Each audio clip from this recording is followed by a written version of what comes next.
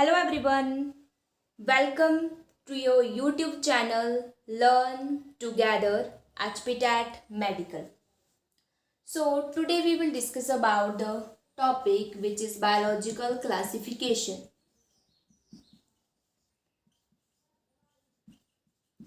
Biological classification. Before discussing on this topic, it's important that you should know the meaning of biological classification. मतलब हमने जो living organism है उनको classify करना है on the basis of the characters into different kingdoms. But before discussion on the kingdoms, it's important that you should know the meaning of classification.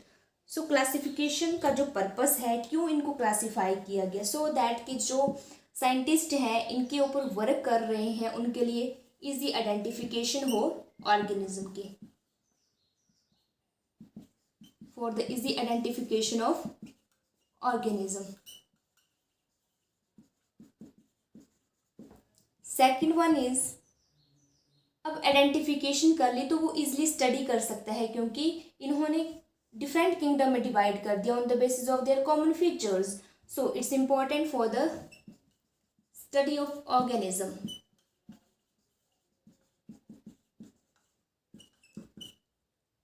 It's also important for the evolutionary relationship के बारे में ये important role play करता है. Evolutionary relationship. अब इनका purpose है क्योंकि हमने डिवाइड किया different 5 kingdom classification was given by R.H. Whittaker. On the basis of their feature we can easily identify the organism. मान लो कि हमने एक प्लांट डिस्कवर किया, because we know that plant don't show locomotion. हमने plant discover किया on the basis of their character that they do not show the locomotion. We divided into the plant की ये प्लांट है, हमने identify करी. On the basis of their common feature भी हम study कर सकते हैं इस प्लांट के बारे में. अब इसकी इवोल्यूशनरी हिस्ट्री क्या है, ये कहाँ से डेवलप हुआ है, किसके साथ रिलेशनशिप शो करता है, कि या फंजाई के साथ रिलेशनशिप शो करता है या एल्गे के साथ शो करता है. तो it's important that we should know about the classification so that we can easily find out the evolutionary relationship. तो ये इंपॉर्टेंट रोल प्ले करता है for the identification study of the organism. It makes the study of organism convenient for us. So सबसे पहले जो scientist आए that is Aristotle. Aristotle the first scientist who gave the biological classification.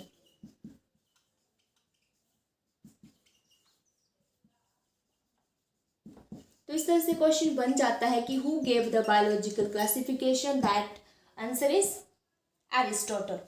सो इन्होंने first time biological 2 kingdom classification के ऊपर work किया था, in which he divided the groups on the basis of the simple characters that is morphology and their habitat. उनकी morphology क्या है, उनकी external feature को देखकर उन्होंने उन ऑर्गेनिज्म को डिवाइड किया था. और उन्होंने हैबिटेट देखा था कि उनका हैबिटेट क्या है, that is they belong to either aquatic habitat या फिर टेरेस्ट्रियल हैबिटेट. इनके बेसिस के ऊपर इन्होंने डिवाइड किया था, बट बाद में ये रिजेक्ट हुआ था क्योंकि जो इनका क्लासिफिकेशन थी इट वाज नॉट साइंटिफिक.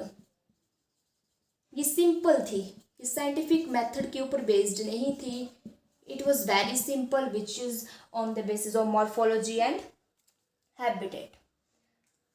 सो उसके बाद जो साइंटिस्ट आए जिन्होंने एरिस्टोटल के वर्क के ऊपर काम किया that is Carolus Linnaeus.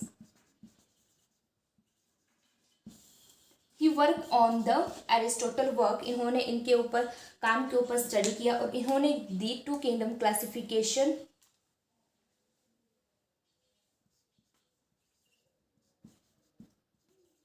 He divided the organism into 2 kingdom, which was Plantae and Animalia.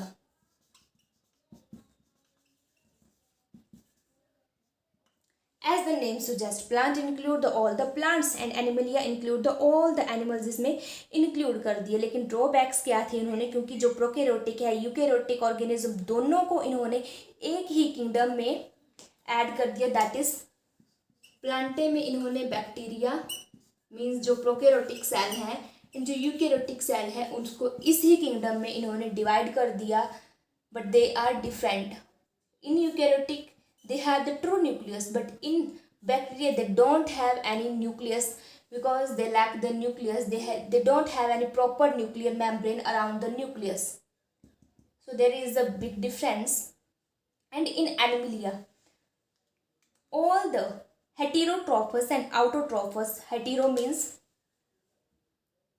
जो हेटेरो होते हैं वो अपना फूड सिंथेसाइज नहीं करते हैं, और जो आउटोट्रॉप्स होते हैं वे अपना फूड खुद सिंथेसाइज कर देते हैं।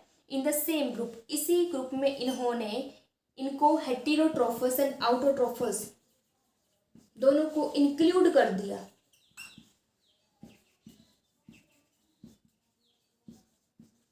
दोनों को इन्होंने प्लांटे किंगडम में इंक्लूड कर दिया। जैसे for example fungi which don't have the they don't have the process through which they can synthesize their food. They are not autotrophous. Fungi is not autotrophous. They don't do photosynthesis, नहीं करती है ये. So later on it was rejected. जो unicellular और multi cellular mean जो bacteria है वो unicellular है, eubacteria some show the multicellular organism kept in the same group, that protozoan जो है वो प्लेस्ड इन एनिमल किंगडम में उन्होंने प्लेस किया, जो प्रोटोजोआ है. It is unicellular but is included in the multicellular organism because animals are multicellular है. And protozoan क्या है हमारे पास? unicellular. And some lower organism have characteristics of both plant and animal. कुछ organism थे दोनों के फीचर शो करते थे, that is Euglena. Euglena show the both the features plant and animalia, so it was rejected, so it don't get any proper group. Euglena को इन्होंने इन्हीं में ही, क्योंकि वो दोनों के साथ रिजेम्बलेंस शो करते लेकिन उनको अलग ग्रुप नहीं दिया गया, उनको यही ग्रुप दिया गया. लेकिन थर्ड बाद में आया, third theory that is Haeckel theory.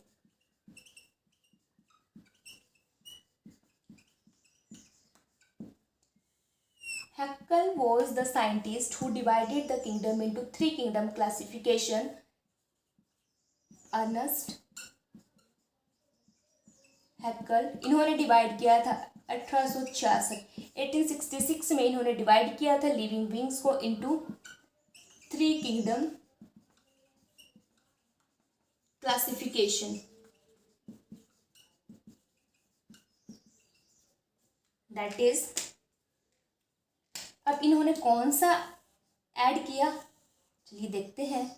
इन्होंने ऐड किया प्रोटिस्टा को, kingdom protista, kingdom Plantae and kingdom Animalia. Protista, plant and Animalia. Protista में इन्होंने ऑल द जो भी यूनिसेलुलर को थे, जो एनिमलिया में रखे गए थे यूनिसेलुलर, उनको अलग करके इन्होंने प्रोटिस्टा में डाल दिया कि चलो जी प्रोटिस्टा तुम ले लो, यूनिसेलुलर ऑर्गेनिज्म तुमको अलग कर देते हैं. तो किंगडम इनमें इन्होंने कर दिया मल्टी सेलुलर. जो भी मल्टी सेलुलर है, मोर देन वन सेल से जो ऑर्गेनिज्म बनते हैं उनको प्लांट एंड एनिमलिया में डिवाइड कर दिया. बट अब ड्रॉबैक्स रह गई. ड्रॉबैक्स क्या थे कि जो प्रोटिस्टा है it show the contrasting character show करता है दोनों के साथ. इसमें वॉल्ड भी आते हैं, जो जैसे होगी wall around the cell there is a cell wall, and some show the wall less organism, तो दोनों को इसमें इंक्लूड कर लिया. Some show the photosynthesis fungi, some organism which show the photosynthesis, some show the don't show the photosynthesis, दोनों को इन्होंने इसी में ऐड कर दिया. And unicellular filamentous and mycelium organism को भी इन्होंने इसी में ऐड कर दी. So there are some drawbacks but it's not important. It's important that you should know about the how many types of kingdom में Ernest Haeckel divided, that is three kingdom classification. And in which Protista में इन्होंने unicellular को रख दिया and plant and animal को multi cellular में रख दिया। अब चलिए देखते हैं कि आगे आए, इसके बाद थर्ड के बाद आई फोर्थ किंगडम क्लासिफिकेशन, जो थी कोपलैंड थ्योरी। ये जो थ्योरीज के नाम है ये साइंटिस्ट के नाम के ही ऊपर है। कोपलैंड थ्योरी ये किसने दी थी? As the name suggest Copeland, that was given by Copeland in 1956 में इन्होंने ये थ्योरी दी थी। इन्होंने डिवाइड कर दिया लिविंग बींग्स लिए, चलो जी अब आपको आपके और हिस्से कर देते हैं हम, इन्होंने ये कहा। तो इन्होंने डिवाइड कर दिया 4 किंगडम में, दैट इज इन्होंने बोला बैक्टीरिया तो चला जाग दूर, Monera, Protista, Plantae and Animalia. तो इन्होंने दे दी 4 किंगडम क्लासिफिकेशन, इन्होंने दे दी kingdom Monera, Protista, plant and Animalia. But plant में कुछ ऐसे ग्रुप थे जो फोटोसिंथेसिस शो नहीं करते थे, वो प्लांट में ही इंक्लूड थे अभी तक, उनको कोई सेपरेशन नहीं मिली, बाकी को सेपरेशन मिल गई। तो प्लांटे में फंजाई इसी में ही इंक्लूड था, which was not good, because fungi जो है डोंट शो फोटोसिंथेसिस।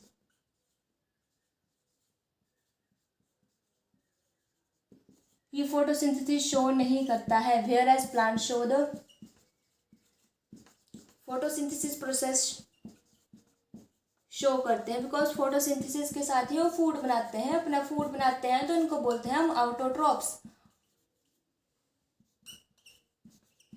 आउटोट्रोप्स का मतलब होता है सेल्फ, आउटोट्रोप्स मतलब सेल्फ सिंथेसिस, सेल्फ अपने आप फूड डिपेंड करते हैं, वो किसी के ऊपर डिपेंड नहीं करते एनिमल्स की तरह। एनिमल डिपेंड करते हैं प्लांट की तरफ, तो एनिमल्स क्या हो गए? हेटेरोट्रोफस। तो ये हो गई कहानी इनकी, क्योंकि इन्होंने चलो कोपलैंड आया, चलो मोनेरा को इन्होंने कर दिया चल सेपरेट हो जा तू, लेकिन इन्होंने फंजाई को कोई वो नहीं कि इसके ऊपर कोई ध्यान नहीं दे रहा था। उसके बाद साइंटिस्ट आया RH ठाकुर, उन्होंने इसके ऊपर ध्यान दिया, चलो उसको बारे में बाद में बात करते हैं। लेकिन जो फंजाई जो still included in the this kingdom, so this classification also rejected, क्योंकि इन्होंने फंजाई को इसमें इंक्लूड कर दिया था जो कि फोटोसिंथेसिस शो नहीं करती थी। तो नेक्स्ट थ्योरी आई इसके बाद 5th, और ये important one, this is important व्हिटाकर।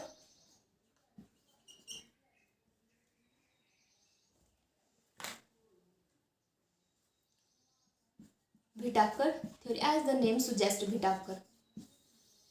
So this theory was given by RH Whittaker, who gave the 5 kingdom classification। और ये क्वेश्चंस पूछा जाता है कि who gave the 5 kingdom classification, that is Whittaker। RH Whittaker ने दी थी 1969 में, and he was the American, ये कौन थे? टैक्सोनोमिस्ट थे, अमेरिका में अमेरिकन टैक्सोनोमिस्ट। इन्होंने डिवाइड कर दिया क्लासिफिकेशन को into 5 kingdom. He classified the living organism into 5 kingdom.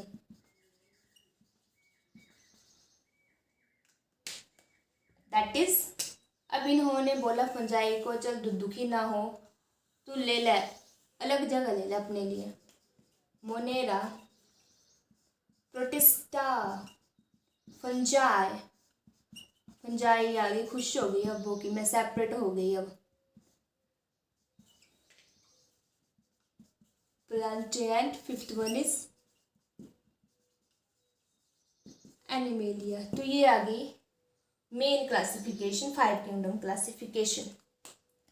तो this 5 kingdom classification separate the fungi from the plant kingdom. अब RH Whittaker ने कौन से करैक्टर देखे जिसके थ्रू इन्होंने इनको डिवाइड कर दिया? तो सबसे पहले बात करते हैं, हम इसको इरेज कर देते हैं पहले। कौन से वो करैक्टर्स थे जिनके थ्रू इन्होंने इनको डिवाइड किया? दैट इज फॉर उनका सेल स्ट्रक्चर के बारे में। उन्होंने देखा कि सेल का स्ट्रक्चर क्या है, सेल का स्ट्रक्चर में क्या वो प्रोकैरियोटिक है या यूकैरियोटिक है। क्योंकि prokaryotic, we know that prokaryotic वो होता है they don't have any true nucleus नहीं होता है, एंड यूकैरियोटिक में ट्रू न्यूक्लियस प्रेजेंट होता है। They don't have any covering around their cell organelles and इनमें जो है कवरिंग होती है, they have the true nucleus, यही मेजर इनका डिफरेंस है।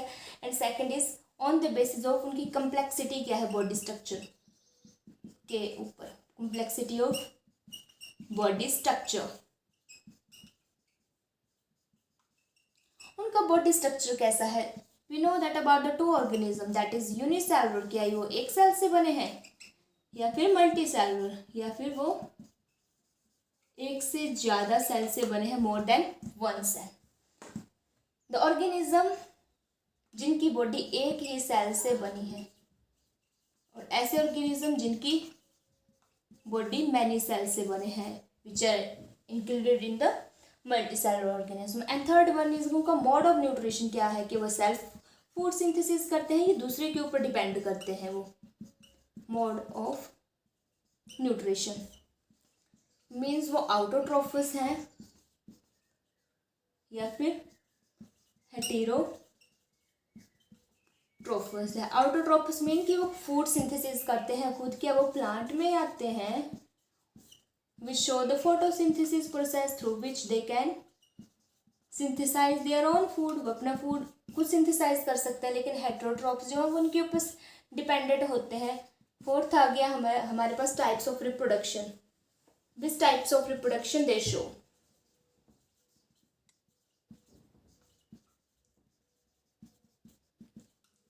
क्या वो सेक्सुअल रिप्रोडक्शन शो करते हैं, क्या सेक्सुअल शो करते हैं, या फिर other mode vegetative reproduction. Fifth one is उनको फाइलोजेनेटिक रिलेशनशिप को देखकर कि वो किसके साथ रिजेम्बलेंस शो करते हैं।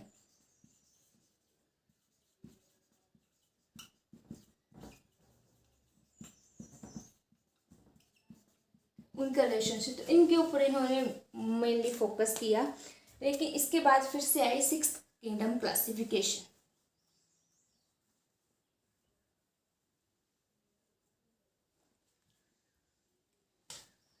नेक्स्ट है हमारे पास सिक्स्थ वन इज जो दी थी वुजी ने, Woese theory as the name suggest Woese. This theory was given by, अब इन्होंने वुजी नहीं दी थी, इन्होंने सिमिलर विटाकर का ही कॉन्सेप्ट लिया, बट इन्होंने सिर्फ मेनली फोकस किया बैक्टीरिया के ऊपर, बाकी सेम ही था। इन्होंने दी सिक्स्थ किंगडम,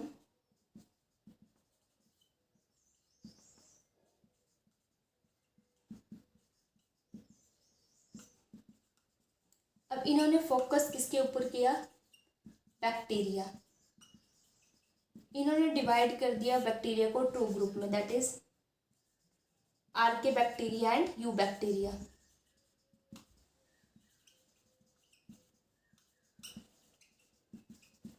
अब आर्के में इन्होंने उन बैक्टीरिया को रखा जो कि प्रिमिटिव थे, जो पहले के थे, और यू का मतलब होता है कि ट्रू। उन्होंने मॉडर्न बैक्टीरिया को हम बोल सकते हैं कि जो प्रेजेंट के बैक्टीरिया हैं, जो मॉडर्न कुछ एडवांसमेंट शो करते थे, जो उनको ऐड कर दिया यू बैक्टीरिया में। तो इसमें आगे हमारे पे प्रिमिटिव में जैसे हमारे पास आ गया थर्मो एसिडोफिलस।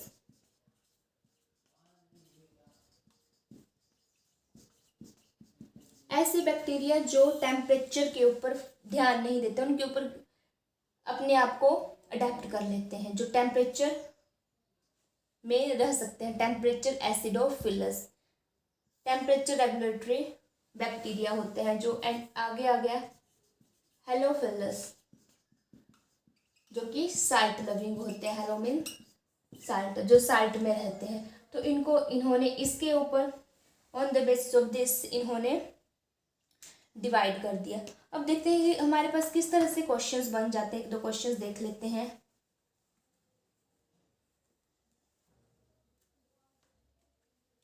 फर्स्ट है कि ऐसे ऑर्गेनिज्म जो दोनों की कैरेक्टरिस्टिक्स शो करते हैं, प्लांट की भी प्लस एनिमल्स की भी। उन कौन से आते हैं वो? That is Euglena. यूग्लिना दोनों के कैरेक्टर शो करता है, that is plant and Animalia. We can say it is the connective link between the plant and Animalia.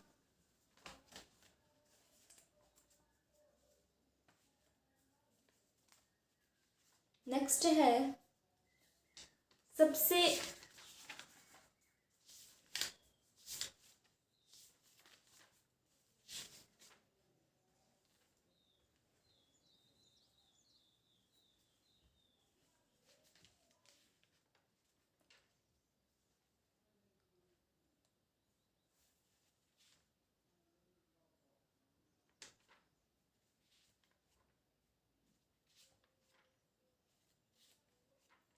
तो ये क्वेश्चन पूछ सकते हैं कि यूग्लिना किसके साथ अपनी रिजेम्बलेंस शो करता है?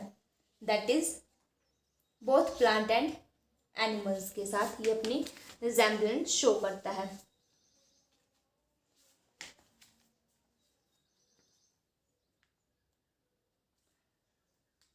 आगे हम बात कर लेते हैं, जैसे आ गया हमारे पास, क्योंकि बायोलॉजी में इस तरह से क्वेश्चन पूछ सकते हैं कि मलेरिया डे कब मनाया जाता है? मलेरिया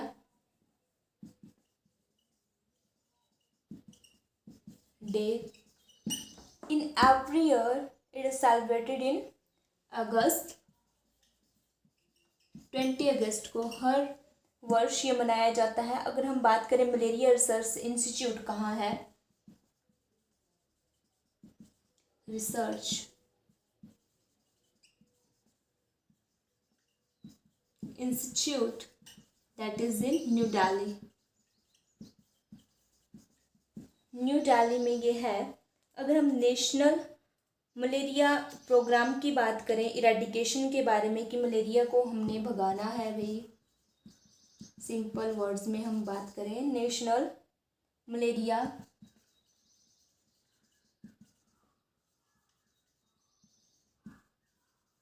इरेडिकेशन प्रोग्राम, हम इसको बोल सकते हैं NMEP। कब स्टार्ट हुआ था? 1953 से ये स्टार्ट हुआ था, ये malaria day, malaria eradication programme. Malaria day कब मनाया जाता है? अगस्त 20 को मनाया जाता है। अगस्त 20 को ये हर वर्ष सेलिब्रेट किया जाता है।